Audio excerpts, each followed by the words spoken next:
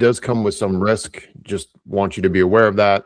I've never had it for making changes to the profile, only when I had business service areas overlapping that I ran into a problem. So, all right, 30-minute sprint. My name is Aaron Husak. My business is SEQUOIA GEO. And let's dive right in here. Okay, so you're verified. Great. We're going to do pretty much 3 tasks today. If we get stuck, just let me know. Say, hey, I'm not sure what to do here. And because it's just the 2 of us, that should be pretty straightforward. So your primary category determines about 80% of your ranking visibility. Now with HVAC, I know that one pretty well because I had an HVAC business. There's actually a number of different categories for that you can choose from. Other businesses like electrician, they have 2 or 3. It's much more simplistic. So you're choosing your primary category is key. I've heard others say that the HVAC contractor, hey Norm, thanks for joining. The HVAC contractor category is becoming more popular, but being in Fort Worth, it may be dependent on your area. And so what you can do is you can actually, so this is what we're talking about here. So if you were in edit profile under that first section, you'll see this business category option here. You see where that's at? Yes, sir. Okay, cool. And so your primary category is that first one up there. Mine is marketing agency. I did some research. I found that marketing agency made the most sense for me, and that's why I've chosen it as my primary. So primary, secondary categories is kind of what we just went over. Here's where the strategy that you can employ to determine which is the best primary for you. So you can actually search whatever your #1 service you believe to be. So when you're looking for an ideal customer, what would you say they're going to go into and search on Google?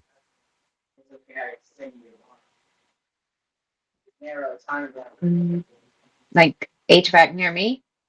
HVAC near me, maybe. So like in this case, it's emergency electrician. It could be emergency heating repair, or a heater not working, something along those lines, right?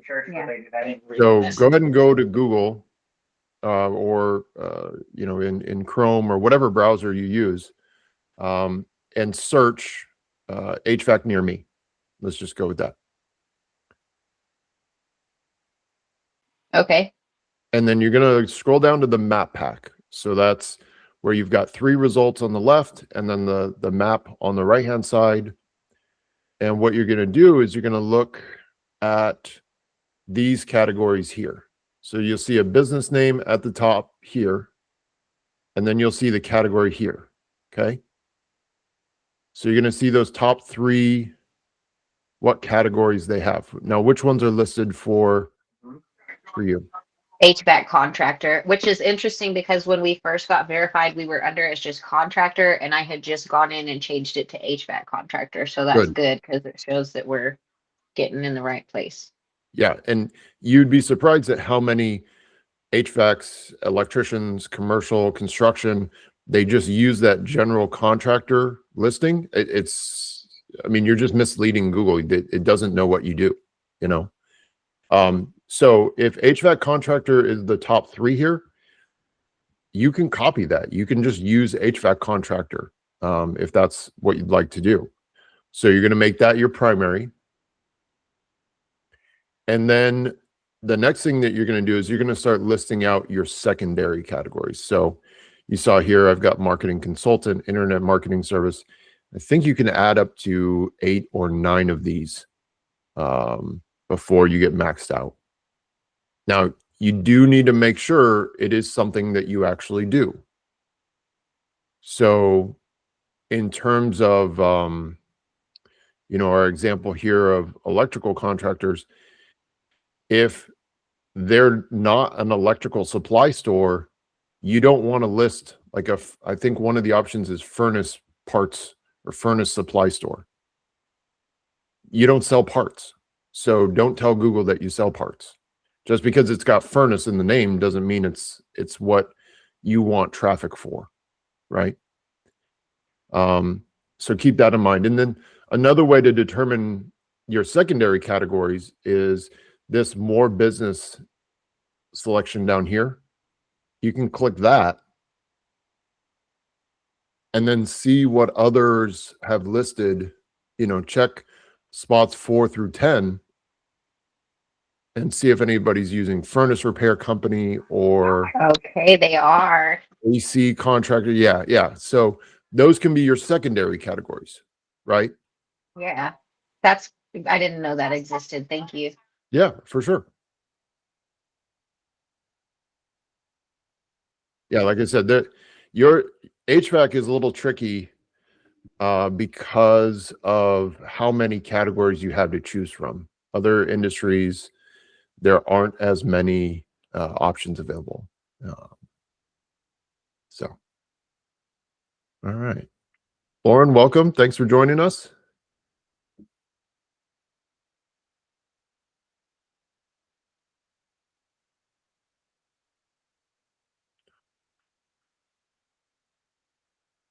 So get those secondary categories added in there. How many secondary categories would you say we should do until it's like too many?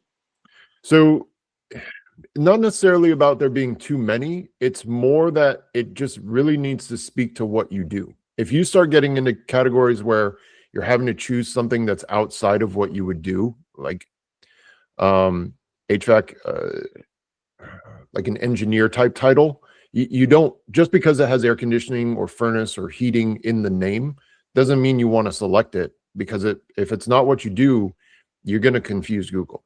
And so that's what we're trying to avoid. Can I make multiple edits to that throughout the day, or will that like flag Google like I'm No, don't editing do too that. many times in one day? If you were gonna, yeah, that's actually a good question. I hadn't thought about doing that. You would leave that alone. Watch what happens over the course of a month. And one of the ways that you can watch what's happening is, I'm going to back up here a bit. See this interactions right here under that main page. So if you click on that, or if you click on performance, it's going to give you more information about how your Google business profile is showing up and performing. Okay. And so that will be some indicator to you of what's happening. Now, being brand new, it's going to take you a bit to start moving up the page, especially in a competitive market. All right. So we've got our secondary categories. At least we understand what those are supposed to be. Let's see here. All right. Now, the next thing that we're going to try and do is capture the high intent searches. So like we talked about, HVAC near me, or emergency HVAC repair, or HVAC service now. It's something along those lines, right? So this 200 panel upgrade would be comparable to you wanting searches for HVAC replacement, or HVAC repair, or HVAC compressor replacement. Now, if someone searches HVAC compressor replacement, they've already had somebody out there. They already know what the problem is. Therefore, very, very high intent, right? So you want to come up with a list of specific tasks that you perform, not just electrician, or in your case, HVAC. And what you're going to do with that is you're going to actually edit your services now. So that's what we're going to do next. You're going to go to add custom service, and then add one of those high value service keywords.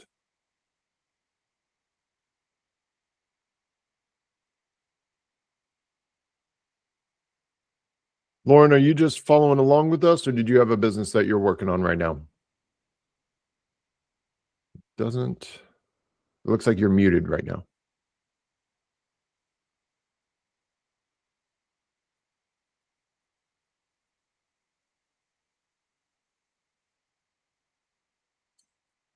All right. What questions do you have? I'm on edit services, but I don't see the custom services. Oh, you know what? I think that name actually may have changed here. That is now add more services. Okay. You see that? Um, What's going on, Mr. G? Hello, Aaron. I muted the video because I didn't want you to watch me eat my oatmeal. I appreciate that. Thank you. I see where if I click edit services, I can go into add more services there. Yes, that's where we're at. Yeah, so Perfect. you'd go edit services and then add more services, and that's where we're at. And each of your category will give you the ability to add services under it. Okay. And yeah, and now it says add custom service when I clicked into that. So Yes. Yeah. okay. What would we list for our custom service? So I would pick, if you're under your primary category of HVAC contractor, Uh-huh. let's start with HVAC repair. Okay. Hey, Holly, welcome. Sorry I'm late. Oh, no problem. We are well on our way through the slides. I will make this recording available so you'll be able to kind of catch up later on. Do you have a Google Business profile open? Do you have that ready to go? I do not. Okay, no problem. Sorry. No, you're perfectly fine. You're welcome to listen in and just kind of Okay. follow along. What we've done so far is we've gotten into the primary category. The secondary categories is what we're working on right now. Okay. And, all of it pretty much starts from right here. So you go here first, and then we started by editing our profile. And now we're editing services, actually. Thank you. Of course. Yeah, welcome. We did mention earlier on that your primary category is a huge determination on your ranking visibility. So that's like 80%. If your primary category is not optimized, then the rest of it isn't as helpful as it should be. And then if choosing your primary category, one strategy we actually employed today was you look up, what are your customers searching? Maybe emergency electrician, or what business are you in, Holly? I sell jacuzzis. There you go. Okay, so new jacuzzi, or what size of jacuzzi will fit in one of those types of terms where people are actually intending to purchase one. That'd be a good thing to search. And then what you'll see is, if you're asking who sells or who installs jacuzzis near me, you'll get this map pack of customers, and then you can actually copy for those top three. Electrician's pretty simple. We've got an HVAC contractor on the call, and she's got like 7 different primary categories she could choose from. So it's a little bit different for each industry. I was going to ask on my custom categories here that I'm making, or my custom services is, okay, so I've got HVAC repair, HVAC maintenance. They're separate. So I've got 1, 2, 3, 4, 5, 6, 7, 8 services. Is it like the more that I add, I start not benefiting myself, or how would that work? Because I don't want to overdo it.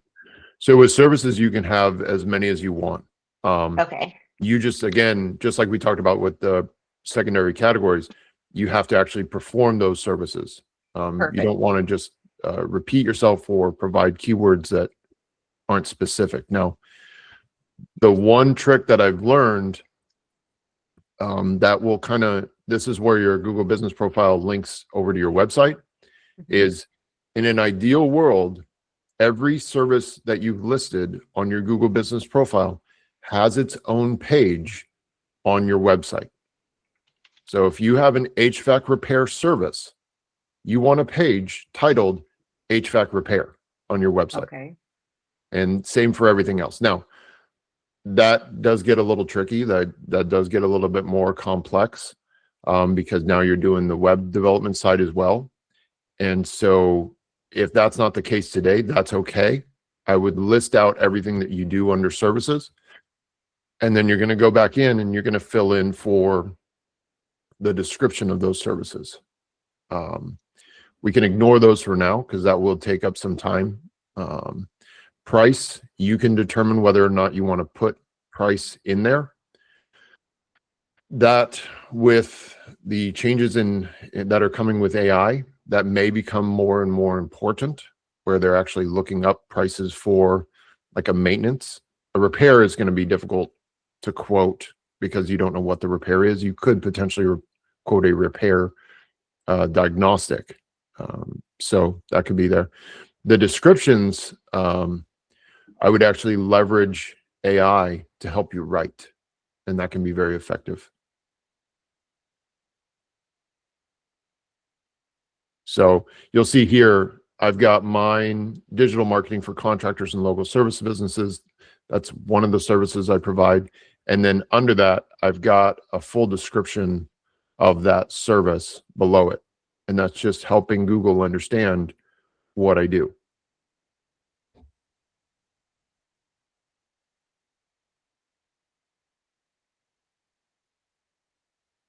Okay, so I see where it says to put in the description, and for everything that I have, like under my primary category, and every single one of those, it gives me the option to click into it.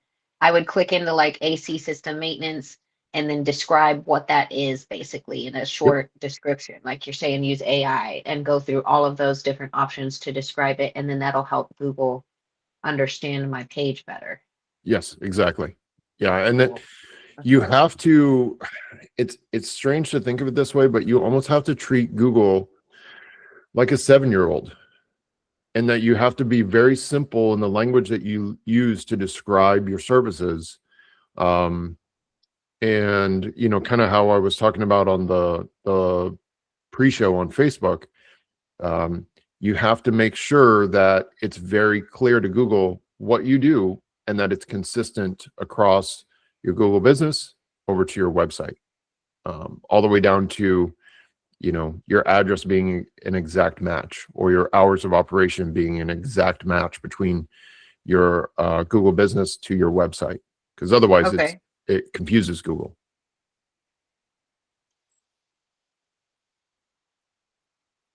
All right. How are you feeling about that section there for services? Good on those? Yeah, I can't wait to go in and edit the services.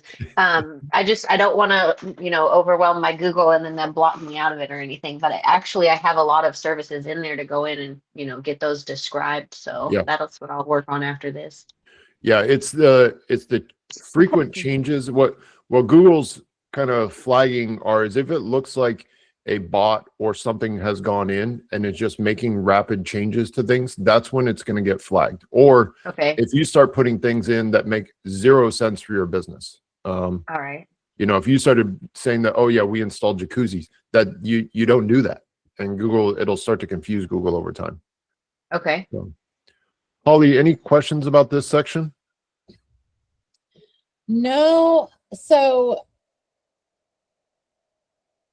I work for Backyard Spa and Leisure when they have their own website, and they've got a Google person, I guess. But I'm out here alone in this new location that they opened up in Madera that is very different from them, but they still want to be everything going through them. So I'm just kind of wanting to learn, and I know maybe I could pass some of this stuff on to them, but I do want to talk to them about possibly doing something Google related specifically to this location. Yeah. Being about jacuzzis. I'm trying to work through that with them.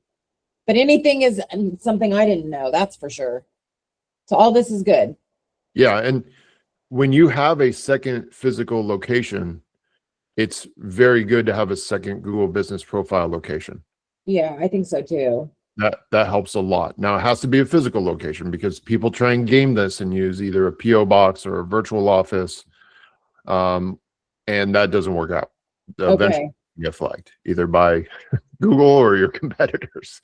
Yes. So, yeah, if you've got a second physical location, though, that is very good. Yes. All right, cool. Now, the next section is to create a thriving community. So most businesses or most business owners are going to set up their Google business profile one time and forget about it. They think of it as a directory listing. This is a huge mistake. So Google, just like with your website, as you learn more about search engine optimization, it's a lot about keeping things fresh. And Google wants to see things that are up to date. And so that's constantly feeding your Google business profile with more. With more what is the next question? With more photos, with updates. You can post things to your Google business profile, just like you can post things to your Facebook or your Instagram page. And it doesn't have to be extravagant. You don't have to go and write, long papers that you publish to your Google business profile. Just provide some updates in terms of what's happening with the business. Ideally, these updates are happening once a week. You're uploading new photos at least once a month. And, I don't know that anyone has an exact number, but some of the things that I've heard are 10 to 15 new pictures per month, one new post per week, modifying, your description, making sure that your hours are up to date. This is all of these things, and these changes are telling Google, yes, we're a living, breathing organization, and we do work here. And so the recent photos, keeping those updates, showing Google you're an active business, those are all critical. So if you have a picture from a job site, a truck, your office, a job site, yeah, I already said job site, those would be good to post on your Google business profile now. If you want to post an update, you can do that as well. And this is what those are going to look like. So on your Google business profile, you'll see this button here on the right-hand side. These are all out of order because I clipped these all from mine. But you'll see this add photos section here. You can click on that and you can add as many photos. You can actually add video too, which I've seen a couple food trucks and other restaurants use really well to show, kind of things in action, which is neat. That definitely stands out because very few other people are using video. And for a while, that wasn't even an option as far as your Google business profile. So adding photos is critical. Again, we talked about making sure your hours of operation match up, making sure your special hours are listed. You don't want Google to send you customers next week on Christmas Eve, Christmas Day, if you're not open. Because Google, it's crazy, but if they click on your phone number, Google knows if you answered that phone call or not. And if you didn't pick up, Google's going to go, yeah, maybe I don't know if I should send customers to them because they didn't pick up. It's the same as sending people to your website. If people don't engage on your website and they spend 2 seconds there and they bounce off, then Google doesn't think your website is very valuable, and they'll start to send less people there. Keeping your description fresh. And then this is a section that you'd see down further on your Google business profile page. You'd scroll down and you'd see this add update, and it'll actually give you the opportunity to add posts like this on your Google business profile. So new jacuzzi just installed for you, Holly. That's fantastic. Customers smiling in their jacuzzi, outstanding. The more that we can show happy people, the more that people start to engage with our products emotionally. And that works really well. Questions about any of this? I'm getting photos uploaded. Yes. No question. Oh, Good. you can come to all of my workshops. You've been fantastic. Thank you. This is awesome.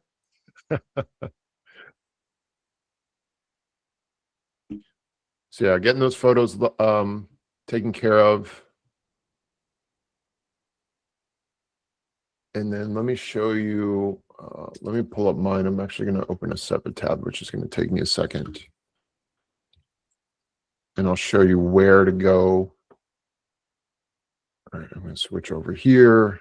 So for mine, I scroll down here, and this is the section down here where I can actually add posts. So if I was on the profile that can actually edit this, there would be a button here that says add update. But you know, I spent a lot of time to try and make this profile as complete as possible. And as you can see, there's a lot here. I've added products in. This is missing from a lot of profiles that I see. We don't have time to cover this today, but I see this missing from a lot of profiles. Now, Google says that these need to be actual products. I'm using services in this section, which if they started policing it, could get me flagged. But I'm running that risk because I think there's a lot of value in having those products offered. So What's if I'm interesting- running like a coupon special, I can go here to add update and then go to offers and put that in there, or like Yeah. updates. If we're doing like a Toys for Tots for Christmas, I can put that in as an update or something. Absolutely. Yes. Yes. Okay. Yeah, you get it. So understand that those will go away over time. They're not a permanent fixture of your Google business profile. And that's part of why you want to be posting every week. You know, so if you've got that coupon and you want to post about it next week, or you do the Toys for Tots, you post this week, and then next week you've got an update. So yeah. Okay. So like a coat drive, I'm gonna upload that as one of our updates and Yeah. get that going. Yeah. Anything you're doing in the community that you can let the community know about that you would normally post on Instagram and Facebook, it belongs here too. Right. That's so cool. Yeah, because I mean, for most customers, especially if they're going to invest $15,000-$20,000 in an HVAC system with you guys, they're probably going to do this type of search first. Yeah. You know, So like if 'cause I've got a $25 off service coupon, I can put it in as the updates, and when they go to our website and search us, they can see that as one of the updates. Yeah. That's so neat. So these are things that'll start to show up. And again, it's going to help you rank higher in the map pack because Google sees that you're active.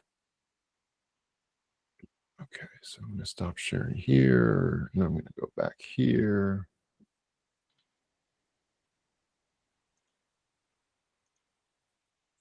All right. Any other questions about the pictures, adding updates or events at this point? Okay.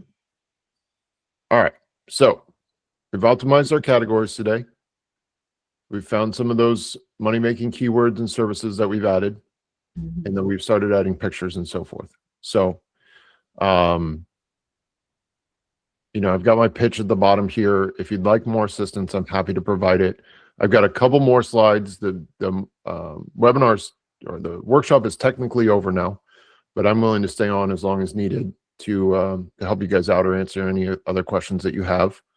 I do have a few more slides that I thought were pretty fun and actually just popped up in my feeds yesterday and day before.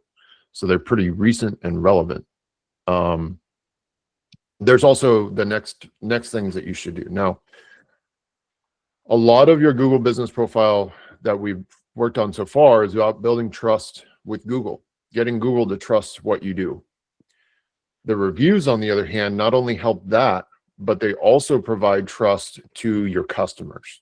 And so if you don't have a systematized way of collecting reviews every single time, then you're going to leave your opportunity to rank higher on the table. You're going to leave a lot of money on the table, and you're not putting your best foot forward when it comes to your Google business profile and really your business in general.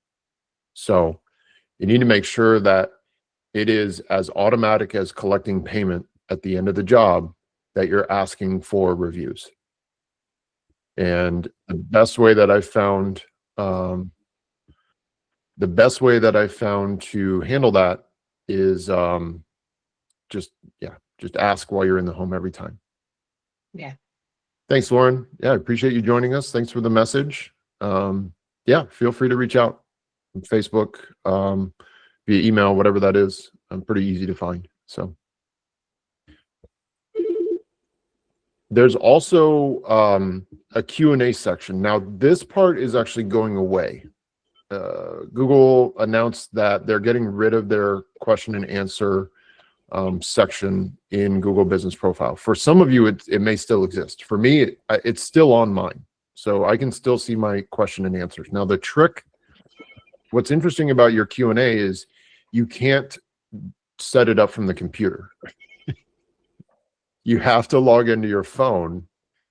You have to log into your Google Business Profile through your phone, and then you can post a question, and then you can respond to that question. So that's a nice little trick that you can do to add question and answers to your Google Business Profile. But again, it's going away. So that question and answer might be better for like your posts, your updates. Products, we talked about that a little bit. Messaging, you can turn on your messaging. I have my messaging set up just to SMS my phone. So if someone wants to message me from my Google Business Profile, they'll just hit me up through text. And then GeoGrid tracking. Now, this is typically something that you have to go get through a paid service.